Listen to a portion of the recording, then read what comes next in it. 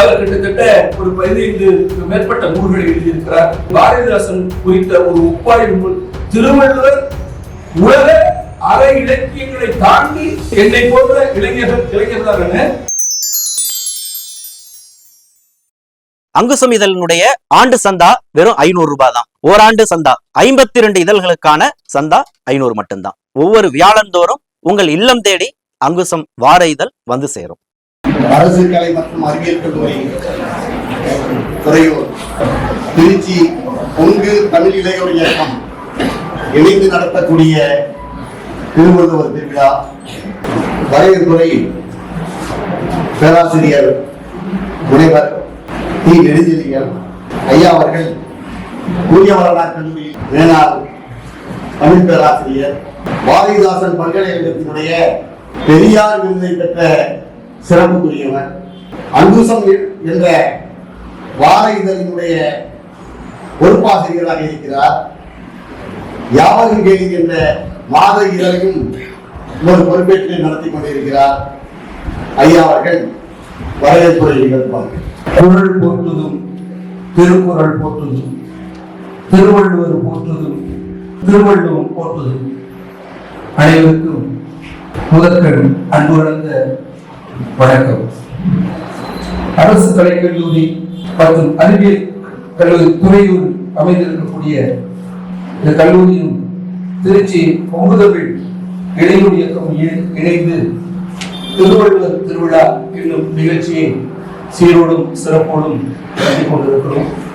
இந்த நிகழ்வு இங்கே நடைபெறுவதற்கு அனுமதி வழங்கி ஒத்துழைப்பு வழங்கிய கல்லூரியின் முதல்வர் அவர்களுக்கு முதற்கண் நன்றியை தெரிவித்துக் கொள்கிறேன்.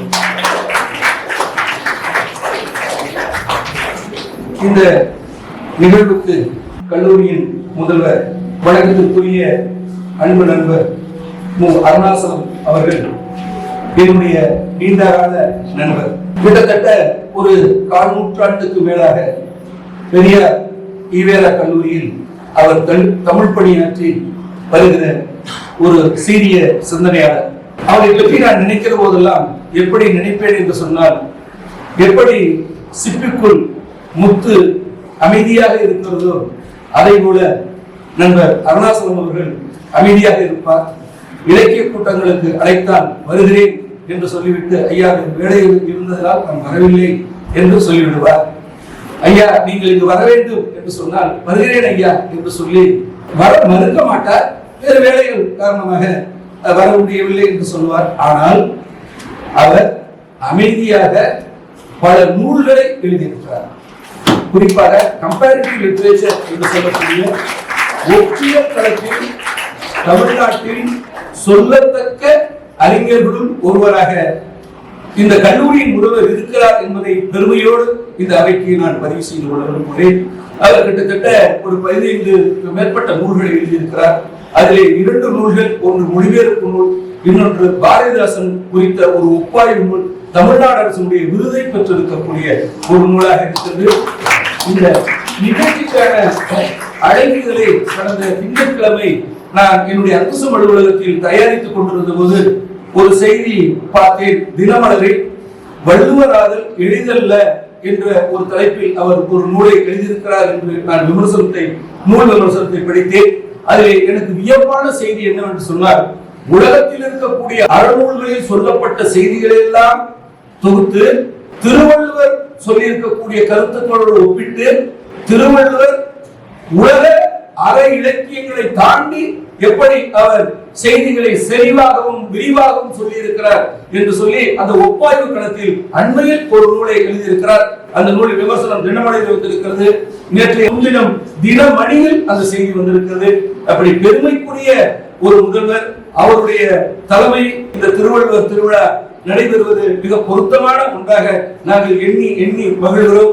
இந்த நிகழ்விற்கு தலைமை பொறுப்பேற்றிருக்கக்கூடிய ஐயா அருணாசலம் அவர்களை பொங்கு தமிழ் இளையோர் இயக்கத்தின் சார்பில் வருக வருக என நாங்கள் அன்போடு வரவேற்கிறோம். இந்த நிகழ்விலே தொடக்க உரையாற்ற பாவலர் குறள்மொழி அவர்கள் வந்திருக்கிறார்கள். அவர்கள் பாரதிதாசனிலும் பெரியாரிய சிந்தனையிலும் ஆழங்காட்பட்டவர்கள். அவர்கள் திருச்சியிலே பல்வேறு தமிழ் அமைப்புகளை ஒன்றிணைத்து மாணவர்களுக்கு மொழி உணர்வு, இன உணர்வு, பகுத்தறிவு உணர்வு வளர வேண்டும் என்பதற்காக அவர்கள் தொடர்ந்து பாடுபட்டு வருகிறார்கள். இந்த நிகழ்வு கொங்கு தமிழ் இளையோர் இயக்கம் என்ற நிகழ்வை தொடங்கி அதற்கு என்னை பொறுப்பாக அமர்த்தினார்கள். அப்போது சொன்னார், இந்த நிகழ்ச்சியை நாம் கல்லூரியோடும் நடத்த வேண்டும், மாணவர்களை சென்று பார்த்து அவர்களது போட்டிகளை நடத்தி அவர்களுக்கு நாம் பாராட்டு சான்றிதழ்களை வழங்க வேண்டும், அப்படிப்பட்ட நிகழ்ச்சியை நீங்கள் நடத்த வேண்டும் என்று சொல்லியிருக்கிறார். இந்த நிகழ்விலே சிறப்பு என்னவென்று சொன்னால், இங்கே பேச்சு போட்டி, கவிதை போட்டி, கட்டுரை போட்டி என்று 3 போட்டி நடைபெற்றது. அதிலே முதலிடம் யார், 2ஆம் இடம் யார், 3ஆம் இடம் யார் என்றெல்லாம் நாங்கள் குறிப்பிடாமல் பேச்சு போட்டியில் முதலிடத்தை பெற்ற 3, கவிதை போட்டியில் முதலிடத்தை பெற்ற 3, கட்டுரை போட்டியில் முதலிடத்தை பெற்ற 3 என்று சொல்லி இருக்கிறோம். ஏனென்று சொன்னால், ஒருவர் முதலிடம் என்று சொன்னால் பெரியாரு, 2ஆம் இடம்னா பரவாயில்ல, 3ஆம் இடம் வாங்கிட்டது என்ற வருத்தம் மாணவர்களுக்கு வரக்கூடாது என்ற அந்த சிந்தனையோடு இந்த நிகழ்ச்சியை வடிவமைத்தார். அந்த வடிவமைப்புக்கு உறுதுணையாக இருந்தவர் ஐயா பாவலர் குரல்மொழி அவர்கள் இந்த நிகழ்ச்சிக்கு வந்து தொடர்புரையாற்ற இசைவதற்கு நன்றியை தெரிவித்து அவரை வருக என அன்போடு வரவேற்கின்றோம். இந்த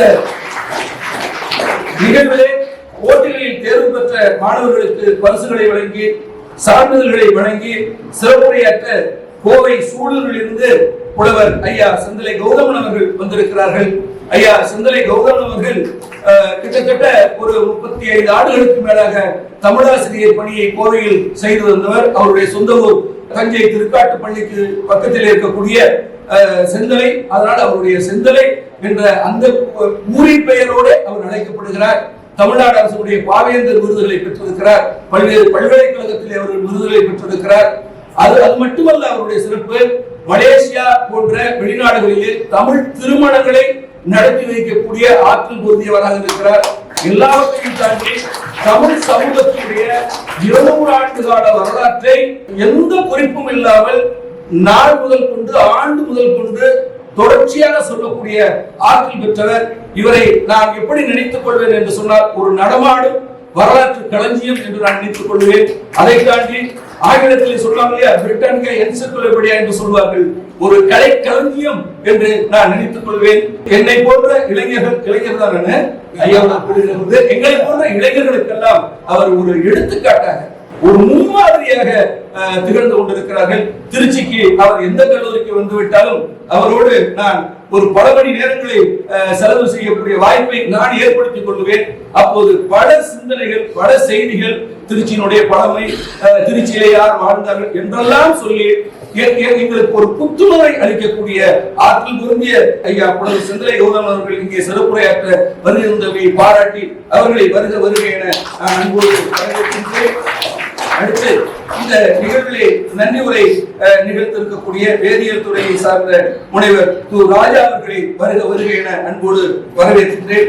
இந்த நிகழ்ச்சியை மிக அழகாக தொகுத்து வழங்கியிருக்கக்கூடிய முனைவர் ஐயா செயலாபதி அவர்கள் பெரியார் கல்லூரியில் பேராசிரியராக இருந்து பணியாற்றி ஓய்வு பெற்று திருச்சியிலே புரட்சி பாவலர் பாவேந்தர் பேரவையை நடத்தி கொண்டிருக்கிறார். பல்வேறு தமிழ் அமைப்புகளோடு இணைந்து அவர் தமிழ் பணியாற்றி வருகிறார். ஓய்வுக்கு பின்பும் அவர் பெயரிலே செயலாபதியாக இருக்கிறார் என்ற சொல்லுக்கு பொருத்தமாக அவருடைய செயல்களுக்கு அதிபதியாகவும் இருக்கிறார். அவருடைய செயல் இந்த தமிழ் சமூகத்திற்கு பயனளிக்கக்கூடிய விதத்திலே அவர் ஆற்றி வருகிறார். அவர்களையும் வருக என நான் வரவேற்கின்றேன். அதே போல அந்த துறையில் பட்டதாரி ஆசிரியர் கண்மணி உஷா அவர்கள் வருகின்றிருக்கிறார்கள். அவர்களையும் வருக என நான் வரவேற்கின்றேன்.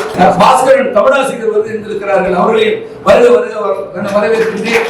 இந்த நிகழ்வுக்கு பெருமை தரக்கூடிய வகையிலே, இந்த நிகழ்ச்சிக்கு சிறப்பு தரக்கூடிய வகையிலே இங்கே வருகை இருந்து அமர்ந்திருக்கக்கூடிய மாணவ செல்வங்களுக்கும் மாணவ கண்மணிகளுக்கும் என்னுடைய அன்பான வரவேற்பினை நான் தெரிவித்துக் கொள்கிறேன்.